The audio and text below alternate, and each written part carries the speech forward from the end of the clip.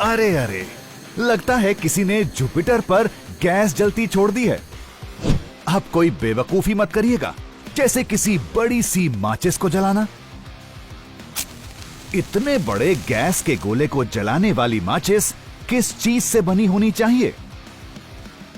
इसका कितना बड़ा होना जरूरी है?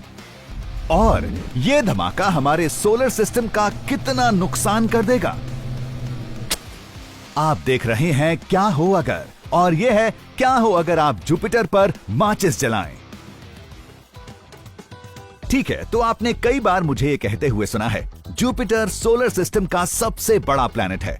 यह अर्थ के मुकाबले 300 गुना बड़ा है, लेकिन यह हमारे घर से कम डेंस यानी घना है।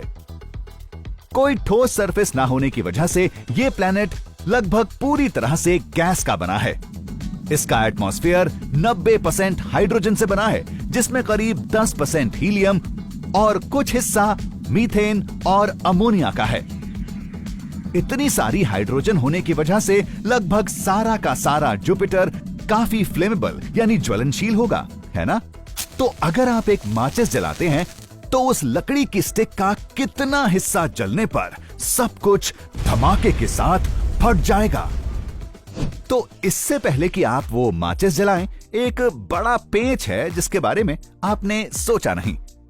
आग को जलने के लिए ऑक्सीजन की जरूरत होती है।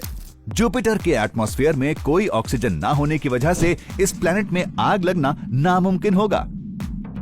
ना सिर्फ इतना, बल्कि यहां तो माचिस जलाना भी बहुत मुश्किल होगा। आमतौर पर जब आप एक माचिस की तीली को अपनी माचिस की डब्बी पर घिसते हैं, तो आप कई छोटे केमिकल रिएक्शंस की एक चेन शुरू करते हैं, जिनसे आखिर में चिंगारी बनती है। जब आप इस डब्बी में फ्रिक्शन लगाते हैं, तो रेड फास्फोरस व्हाइट फास्फोरस में बदल जाता है। ये हवा में मौजूद ऑक्सीजन के साथ मिलता है और जल जाता है। ऑक्सीजन के बिना ये आग नहीं लगेगी। लेकिन क्योंकि आपको जुपिटर में आग लगाने का इतना शौक है, आपको ये कांटे अपने रास्ते से हटाने का कोई तरीका ढूंढना होगा। सबसे पहले तो आपको एक नई तरह की माचिस की डब्बी बनानी होगी। आपको एक ऐसी डब्बी की जरूरत होगी जो एटमॉस्फेयर की बाहरी ऑक्सीजन के बिना ही जल सके। तो आप अपनी माचिस से व्हाइट फास्फोरस को हटा सकते हैं। इसकी जगह आपको एक ऐसी माचिस की जरूरत होगी जो फ्रिक्शन से ही इतनी गर्मी पैदा कर सके कि माचिस पर लगे पोटेशियम क्लोराइड को ऑक्सीजन में तोड़ सके।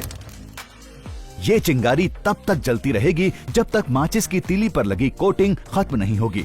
लेकिन माचिस की एक तीली आपको इतनी ऑक्सीजन नहीं दे सकती जिससे जुपिटर में आग लग सके। आपको इससे कहीं ज्यादा की जरूरत होगी, क्योंकि जुपिटर हमारे सोलर सिस्टम का सबसे बड़ा प्लैनेट है। आप हाइड्रोजन की एक बड़ी मात्रा जला रहे होंगे। सही आंकड़े बताएं तो लगभग 1.4 मल्टीप्लाइड बाय 10 की पावर 27 किलोग्राम जितनी हाइड्रोजन। हाइड्रोजन के जलने के लिए आपको जरूरत होगी इतनी ऑक्सीजन की जो एटमॉस्फेयर में मौजूद हाइड्रोजन से लगभग आधी मात्रा में हो। जैसा कि आप समझ ही चुके होंगे, आपको ढेर सारी ऑक्सीजन इकट्ठी करनी होगी, और क्योंकि ऑक्सीजन के मॉलिक्यूल्स हाइड्रोजन के मॉलिक्यूल से कहीं ज्यादा भारी होते हैं, जिस भार की ऑक्सीजन की हमें जरूरत होगी वो जुपिटर के भार के 6 गुना के बराबर होगी। हाँ, हमारे सोलर सिस्टम में इतनी ऑक्सीजन मौजूद ही नहीं है। आपको निराश करने के लिए माफी चाहूंगा, लेकिन जुपिटर इतनी जल्दी लपटों में नहीं नजर आने वाला। और इससे पहले कि आप इसमें नई तरह की तरकीबें लगाएं, आपको बता दूं कि इस गैस के गोले पर हुए सबसे ज्यादा एनर्जी वाले असर से एक भी चिंगारी नहीं निकली थी। 1994 में शूमेकर ली V9 नाम का कॉमेट जुपिटर में जा टकराया था। जैसे ही एटमॉस्फेयर में पहुंचा, ये कई टुकड़ों में बिखर गया। कुछ टुकड़े 1 किलोमीटर के डायमीटर जितने बड़े थे। इन सारे टुकड़ों का कुल असर बहुत बड़ा था, इतना बड़ा कि इससे निकली काइनेटिक एनर्जी यानी गतिक ऊर्जा हिरोशिमा न्यूक्लियर बॉम्ब की तुलना में भी कहीं ज्यादा थी। लेकिन फिर भी कोई लपटे नहीं।